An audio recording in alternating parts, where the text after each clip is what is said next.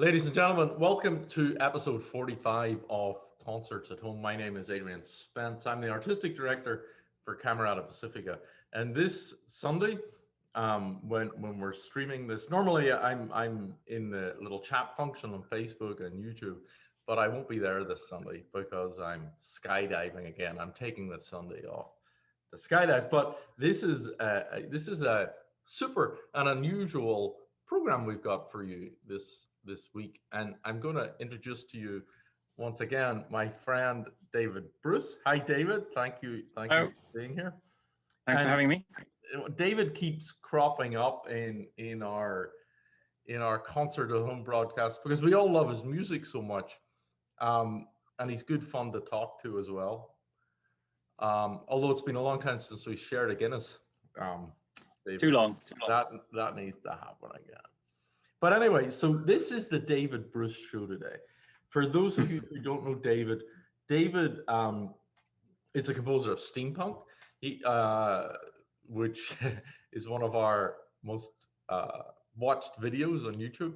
He's also the composer of a piece we commissioned called The Constellation of Rain, which is, I think, singly the most beautiful piece we've commissioned. We know many friends in common, Bridget, and now the Dover Quartet. And I just, it seems that when everybody engages with your music, David, when they find your music, they engage with it completely. It's not an either or situation or a mild, yeah, that's nice. It's when people get the David Bruce message, they commit. Certainly count me in. I'm so. You're too kind. Well, it's rare that I get accused of that, but but I mean, it seems to me pretty clear that when you establish relationships with musicians or commissioners, they come back to you again and again. Luckily, that has happened a few times. Yeah, I think it took me a long time to understand that. I think when I started out, it was always, looking back now, I always kind of like hit myself on the head because if you had a room full of players and a room full of composers, I would always head over to the composers section and be gloomy about how terrible everything was for us. And instead of talking to the people who could actually play my music, I don't quite know why it took me so long to figure that one out. And it's so strange whenever anybody else walks into a room full of musicians and composers, we studiously avoid the composers. Yeah. Well, it's probably because they have some of that attitude of just the musical equivalent of pocket protectors, and it's like that's not fair at all. It's just, if you were a viola player, I could be doing something with that too. When did you start composing? How did that come about? Did you say, hey, I'm gonna be a composer, or did it just happen to you? It really did. I think I was just there wasn't that much music going on in my house. My parents, I realized later, I've got sort of musical grandparents, one of whom I never met was very musical, but my own parents didn't really play. And I started having piano lessons, and I just completely got sucked into it. And so I'm very much sort of self-driven musician. All the things that interested me, from a very early age, were just things that interested me. Full stop. And I quickly started writing for school bands, and trying to organize. What age were you when this was happening? How probably when did you start the piano lessons and all that stuff? Well, that was probably about 4 or 5, and I do remember sort of. I've got this quite vivid memory of hearing an Elgar Pomp and Circumstance march, and I think I called it Pompum Circumstance. And but I used to have this feeling that I knew where the notes were going to go, and it was almost like I can feel now that was almost my composer brain was sort of analyzing the next step in each note. It was like very young, and then I was probably 10 or 12 when I was starting to think about bands and get players together, and write. Already then I was like writing notes for the drummer, sort of writing actual music down for them, and they were Well, like, isn't that, wait a minute, no, hold on, let's think about this. Isn't that an exercise in futility, writing notes for a drummer? it turned out to be at that particular time. He was very not excited by the idea.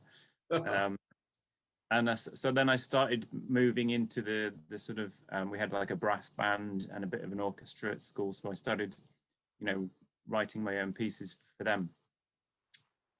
So what is your, is there a bona fide Opus 1? Well, that was probably about 20 years later. I think I wrote a lot of pieces that I wouldn't want to hear again right into my mid-30s. I think it was only, I would probably call Piosenki, which is a Polish sort of folk song piece that I wrote for a Carnegie Hall workshop in about, what was it, 2007 maybe, something like that. That's probably the first. Well, there was an opera Push before that, which I probably would still go for, but not much beyond, backwards from there, So that's a pretty Brahmsian outlook. Have you destroyed all those manuscripts? Or what? I haven't destroyed them. I probably should, but do we? Is there going to be this whole series of Bruce reconstruction? No, they're not good enough. You wouldn't want to hear them. It's kind of. I think of it more as being a late developer that it just took a long time. I mean, I was into music, but I didn't really study scores and classical pieces until my late teens, I suppose. So I through early university, I probably felt a bit behind, like I didn't know a huge amount. So I think it really took me another 10 or 15 years before I really felt really comfortable. And I always felt that it was getting to know each instrument really well was what the key. I felt like I couldn't really be a composer until I 100% knew how to speak sort of fluently in violin or any other instrument. Well, a lot of composers could do with following that advice. So what did you do? How were you surviving during that time if you were not peddling your music? Or were you? Well, I was, because that's a known way to get money, isn't it? To be pedal music. I taught in played piano in a ballet school accompanying little kids, and I did a lot of piano teaching. And I was an eternal student. I did master's degrees and postdoctorates and PhDs. Are you a polymath?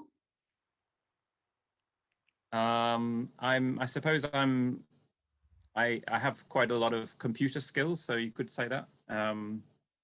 I do this website 8notes.com, which is a sort of sheet music website, and that's become my main income in more recent years. That's been going, I realized, 20 years now. I set that up in about 2000. And that's something that I designed and programmed and built all myself. That was another thing that I had in my childhood. I enjoyed writing programs. I don't know, sometimes wonder about the connection between composing and computers. Well, okay, interesting. So I'm about to laud you with the highest praise a composer could be given. So if I think of when I'm thinking about this, your intellectual capacity and these computer skills, or these coding skills, and your knowledge of instruments, and how this manifests in these incredibly well worked out pieces that are so expressive and so effective. Then I think of Bach and his mathematical prowess and his counterpoint. And I guess, are you going to flatter yourself and acknowledge that there might be a similarity between yourself and Bach? That would be a little bit foolish. But that intersection of intellect and expressivity, which I think is underrated, undervalued so much. One of the things I find most in common with the two aspects, the computer web, building some software through programming and composing, is that you have to spend an awful lot of time on minute details that build up a larger picture. So it's exactly the same in both processes. And I think there's definitely a sort of patience required to do that, to be happy working on this tiny thing, which, you know, it's like building a mountain out of tiny bits of sand or something. And you have to be happy with each grain of sand, that's your job for the moment, but you're also aware that it's building this larger thing. And the key to that, you know, with your music, when I think of steampunk, and how finely wrought are the details. So these are not big the castle at a grain of sand. It's the piece bears close analysis. It's and it's like Bach. It's no matter how deeply you look into Bach, the more it gives back to you. You never reach the bottom of analysis. All right, I agree with so you. I don't like the comparison there at all. Come on, Matt. Why? What do you mean? I mean, it's very uncomfortable. Very pleasantly uncomfortable. Come on, Matt. I'm comparing you with Bach. All right. Well, but what we're going to do then is we're going to play a video, and it's not a piece of your music, but it kind of speaks to your broad range of talents.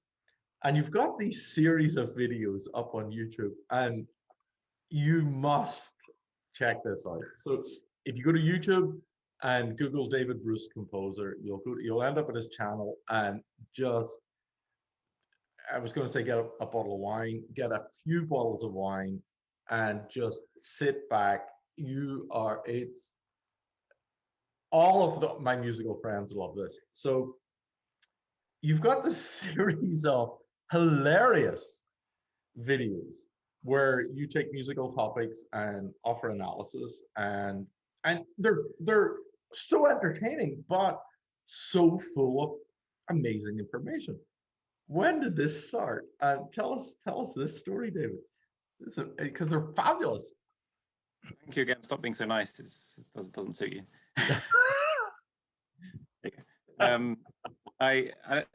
It was about 3 years ago, I think I started now. I think it came about really from there's a sort of frustration. I like being quite practical, although I don't play instruments particularly well. I can play lots of instruments not very well, but I really enjoy the kind of interaction that you get around musicians, or playing. You know, I sometimes make up stuff with musicians if I find the person who's in the same kind of zone as me.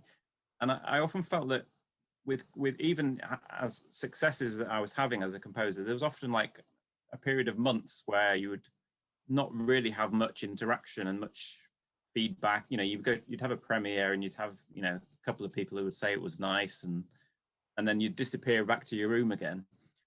And it just I felt like there was something a bit sort of lacking. And I saw the way some other YouTubers had built this kind of path where you end up in a place where you've got an audience and you can do quite fun and quite creative things. I mean, one of my favorite things to do on the channel is these 5 composer challenges where we each write a little 1-minute piece. So we're actually filming a new one on Thursday, which is for a harp and a classical soprano. And each person has chosen the text for the next person. So the one person chose a tweet. And we'll then just have like 1 minute to write a little piece, and we play the video with all the pieces performed back, and it's just so much fun. So, well, set us up with introduce the piece that we're about to hear. So this is slightly more conventional in that it's a look at one of my favorite pieces of orchestration, Ravel's Alborada del Gracioso, and it's just a look from my perspective as a composer through some of I actually sort of take a couple of sections and try and imagine how I might have orchestrated, then see how Ravel did them, to see, you know, see what we can learn from that. Brilliant. Let's watch it. Okay.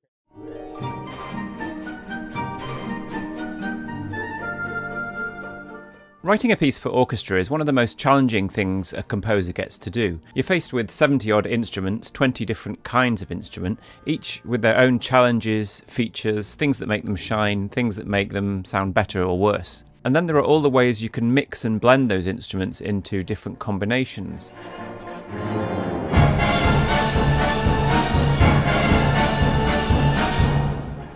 So how do you go about figuring all this out? Well, today we're going to look at a piece by the French composer Maurice Ravel, and we'll look at a small piano piece he wrote in 1905 called Alborado del Gracioso.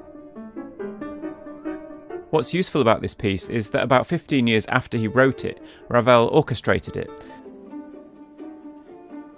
So it's about as good a chance as you're going to get, I think, to have a look at how someone who's often considered the king of orchestration goes about turning notes written for the black and white keys of the piano into the full technicolor of the orchestra.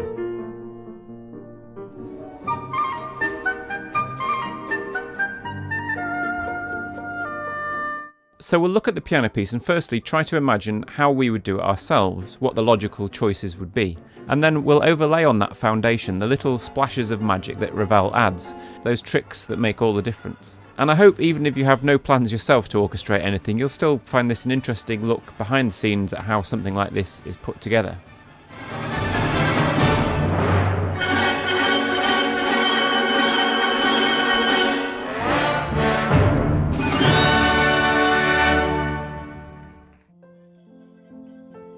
Ravel was born in a little place called Cibor near Biarritz, part of the French Basque region, and just 11 or so miles from the Spanish border. And although he's French, I think he can justifiably claim a strong Spanish heritage. His mum was Basque and grew up in Madrid, and Ravel recalled loving what he called the guajiras, a sort of Cuban Spanish folk style of music that she sang to him as a child. Ravel's father, on the other hand, came from Switzerland and was an inventor and industrialist. He actually made one of the first internal combustion engines. And something of his father's meticulous craftsmanship may have rubbed off on Maurice, whom Stravinsky later dubbed the Swiss watchmaker of composers. So this piece, in many ways, is a perfect combination of the two sides of Ravel's heritage. It's packed with Spanish influence, but it also displays the intricate mechanisms of a precision machine.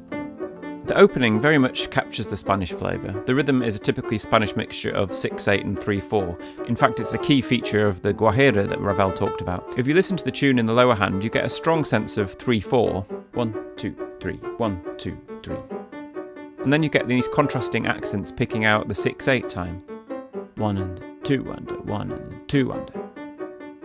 It's also full of allusions to flamenco music and that most Spanish of instruments, the guitar. The texture itself is very guitar-like, a plucked staccato melody with accompanying syncopated chords. And the chords are also very typical of flamenco music with clashing intervals known as flat nines and sharp nines. And you get that flamenco sound. Right now, I'm just playing an E major triad with a flat 9. Okay. Notice how all the chords are rolled to underline the guitar-like effect. Ravel marks them as très serré, which means very tight, very short. Again, this may be to imitate the flamenco guitar effect known as rasgueado, where you sort of flick the strings with your fingernails. And you get that flamenco sound.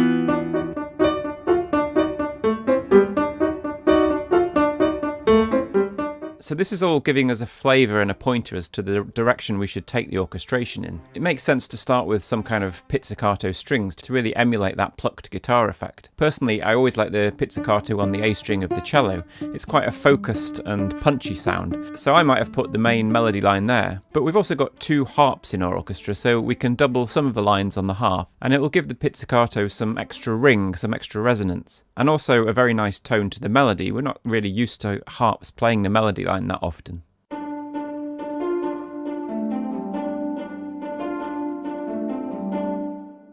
And then if you were doing something very simply, you would split the three notes of those chords between the upper strings. And that would probably work fine.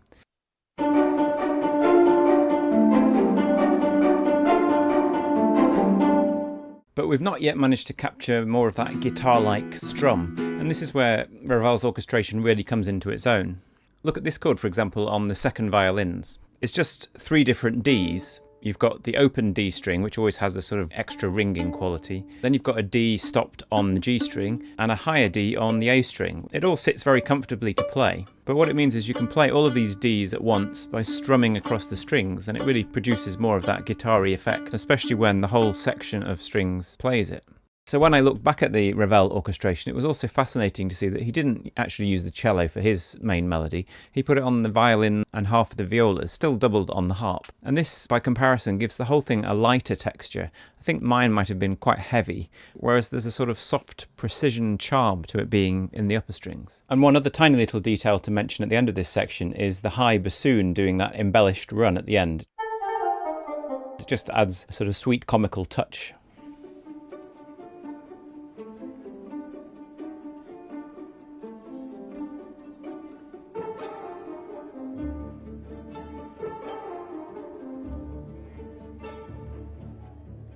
Next we come to perhaps one of the most notable sections of orchestration in the whole piece, which is these extremely fast repeated notes.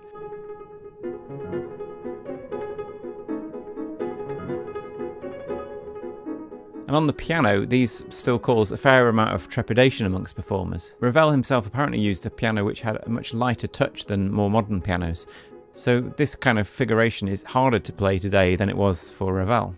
And it feels quite remarkable to hear it in the orchestra, particularly because the sound is so continuous. This is achieved with a cunning overlapping of instruments, so with a bit of luck you don't notice where one starts and the other ends.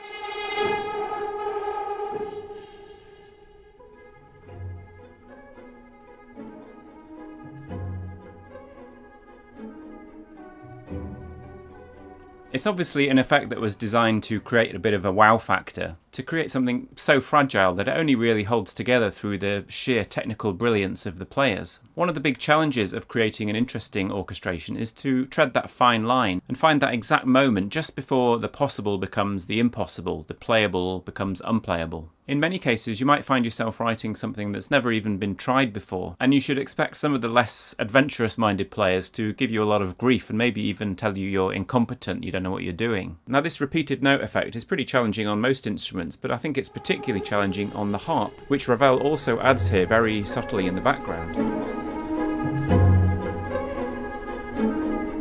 I've seen some players kind of bluff this and fake it, just playing duplets instead of triplets. So I'm sure this is one of those areas Ravel thought very carefully about how close to that line he was pushing himself. Next, let's look at combining instruments and focus on a single sound that happens at the end of this section. Well, it's a chord in two parts. It's basically a boom thwack sound. It's already quite interesting how it's laid out. The foundation of the chord comes from this deep D and A down in the bass. And then in the second part, the root note is removed, and we're left with what's called a first inversion chord with F sharps at the bottom and lots of Ds and As at the top. So if I was orchestrating this, I might start with, well, obviously a bass drum and maybe a cymbal on the second whack. The Ds and As would be fairly easy to add on the bassoons, the low brass and the low strings. And then to fill in the notes, I would probably put that little run on just the piccolo, because it's amazing how much the piccolo stands out. Even when you have a full orchestra, it would just be a very nice little whoosh into the main chord. And then I would probably make mainly Ds and As in the woodwind, keep a first inversion kind of layout in the horns and the brass, and something similar in the strings. Orchestrating a big chord like this can seem a bit daunting, but it's important to remember that some notes are much more important than others. So here it would be important to balance the brass section as a whole. Probably each instrument would be playing in their comfortable higher mid range, and these will be the most prominent sounds you'll hear, together with the high end of the woodwinds, particularly high clarinets or flutes and piccolos. They'll all come through. And if you get those right, the chord should sound pretty good regardless of what else you do, because even though there are a lot of strings, a loud brass and percussion hit can easily drown out an entire string section. So there's my attempt. Now let's compare it to Ravel. So it's reasonably close. The brass chord is very similar, and so is the woodwind. But there are two things that stand out to me. Firstly, this fascinating chord in pizzicato on the first violins, which has the open D and A string, and then a very high A. Now I would have said that the open strings will completely drown out that high A. I'm not totally convinced this comes through in the texture, but I will bow to Ravel's superior knowledge. And second is the percussion. I should have thought of this sooner, because one of the golden rules of percussion in many cases is never use one sound where multiple will do. It always seems to sound a bit better if you double up a percussive hit with several instruments.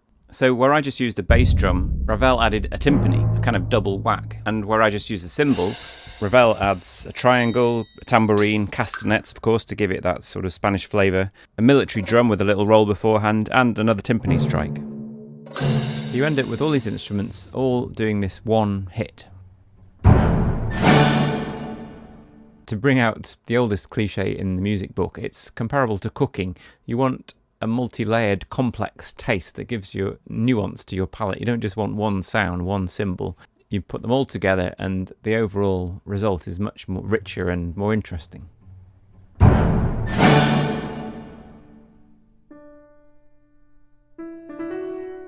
And then comes the main middle section of the piece, which is these long solo lines accompanied by schmoozy, schmaltzy chords.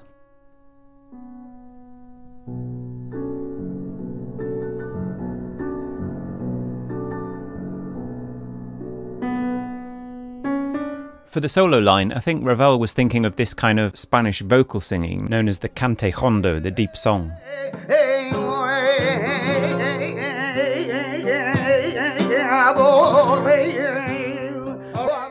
Which instrument would you choose to emulate this kind of sound? Well, Ravel went for bassoon, which I think is a genius choice. It has a sort of nasal quality and a mixture of tenderness and melancholy, which I think works wonderfully. The gracioso of the title is a Spanish word roughly meaning jester, so the morning song of the jester is one translation. So Ravel may also have been playing on the stereotypical role of the bassoon as the comical instrument of the orchestra. But I have to say, it's such a lyrical passage, you don't feel much of a sense of silliness in particular, especially when it's joined by the passionate cellos later on.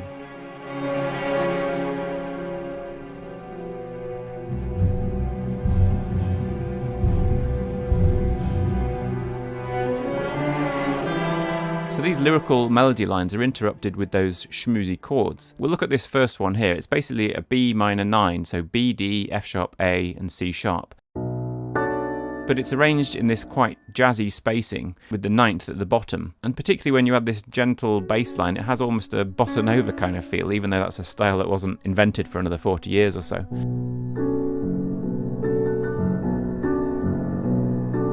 So let's see, we might put these on the harps and maybe a xylophone just to pick out the top note.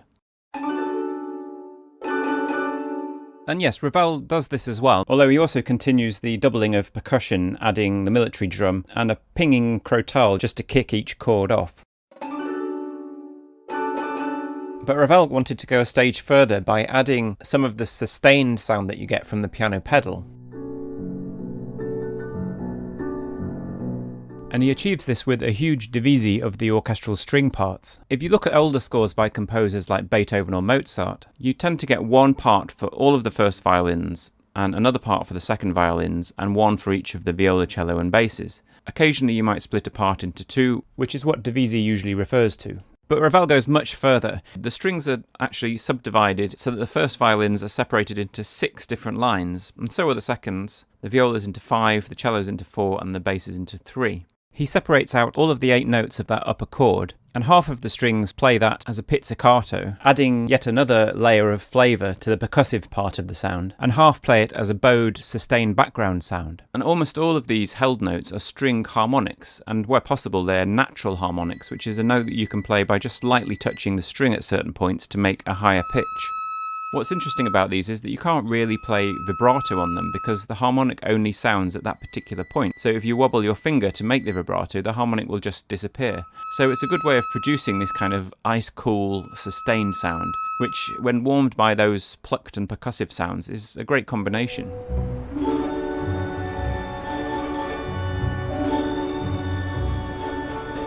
So I hope you found that an interesting look at a really beautiful little piece, and something that's a really great lesson in orchestration if you want to take the time to have a look at it.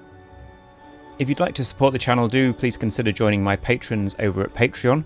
If you enjoyed the video, do check out my other videos and consider subscribing. Thanks so much for watching, and I'll see you next time.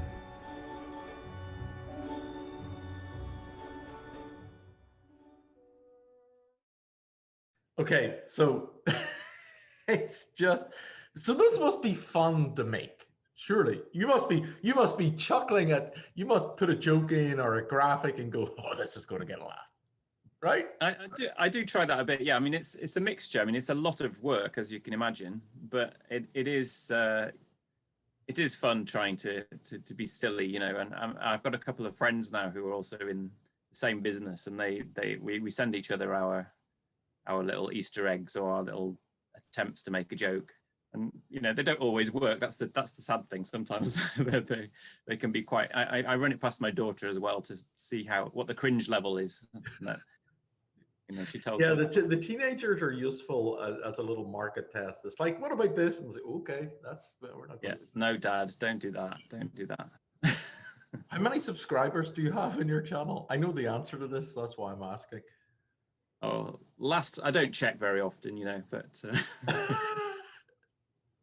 In the high 170,000s, shall we say? It's a spit off 180,000 subscribers. That could be. You know how many views? Have you checked how many views? I think I did pass 10 million views quite recently, which I was quite happy with. I'm impressed with the camaraderie. We've got, I don't know, do we have 6,000 subscribers? Maybe 5.5, 6,000 subscribers, and we're closing in 2 million views, and I'm very pleased with that. And then I see your numbers, I'm like, wow, for a classical music channel. I'll tell you, I think the one I was most proud of was quite recently. I did one on Ligeti, and I looked at his the way he makes musical illusions, the sort of equivalent of MC Escher, and I just that got over 100,000 views in about a month or so. And I just was really proud of that I could do a piece on a, you know, quite a difficult 20th century composer and still pull in an audience. Yeah, and then you've got other cerebral titles like classical music endings that suck. Yeah, well, occasionally one tries to pander to the audience, you know. I think you managed to nail a range of composers from Tchaikovsky to John Adams, if I recall correctly. Yeah, I felt guilty criticizing John Adams because I do like a lot of his music, but I do see this problem he has with endings sometimes. But, yeah, that's like. All right. And then I loved the comments at the end of that I loved the comment section underneath your video. So many people said, I really loved the video except for the ending. Yeah, you were wrong about that one. Yeah. I'm surprised how nice the comments are overall. It's not, you know, before I started, you kept hearing all these horror stories about YouTube and how it's just like, you know, 10 seconds before someone mentions Hitler, but it's not been like that at all. They're very supportive and friendly on the whole. Yeah. At least on my channel. Well, you're a very supportive chap, Mr. Bruce. Yeah. So Google David, go to the YouTube channel and search for David Bruce Composer. You will not be disappointed. Okay, we are running out of time because we have to actually listen to some of your music. So set this up. A piece for 5 musicians, 5 wonderful musicians. So tell us about the musicians, tell us how the piece came about, tell us about the piece, and then we'll listen to it. So this is a piece that I wrote for my very good friend, the mandolinist Avital, and he had been asking for me for a chamber piece, particularly with string quartet that he could play. And I've known Avi for 15 years or so, and we've done a few collaborations, and we've always really seen eye to eye on the kind of the sort of borderline between folk music and classical music. We both really are drawn to that, and drawn to, you know, composers who are interested in that area. I love sort of trying out the kinds of techniques that you get in folk music that classical musicians don't use so often. It feels like a whole sort of fresh palette to try and play with. And so, yeah, this was a piece, I think. Avi played it with a few quartets, and he really fell in love with working with the Dover Quartet, as I did. They were just such an amazing group. And this was a performance from a couple of years ago, I think. I mean, interestingly, the piece was actually a real struggle for me to write. There was something about I found making the mandolin the center with all of these, you know, very lyrical solo instruments competing, as it were, it was quite hard to keep them in the background and keep Avi in the foreground, which I knew he needed to be. So it sounds fairly relaxed and comfortable, but it was actually one of those pieces that was a real challenge to write. But in the end, I think I drew inspiration from that combination of the warmth of the strings and I always think of the mandolin as quite a golden instrument. So it kind of has the theme, the name Cymbeline is an old Celtic word meaning the Lord of the Sun. And so it's a sort of sun themed piece. You have 3 movements, the sunrise, the noon and sunset, nicely tied together. Good. Well, that's a nicely tied together introduction. So, dude, it is always, man, I enjoy your company immensely all the time, and your music and those videos. So just keep doing what you're doing. Thanks for everything you do. Yeah. So, all right. Here we have David Bruce, Cymbeline, with Avital and the Dover String Quartet. And see you next week. Thank you.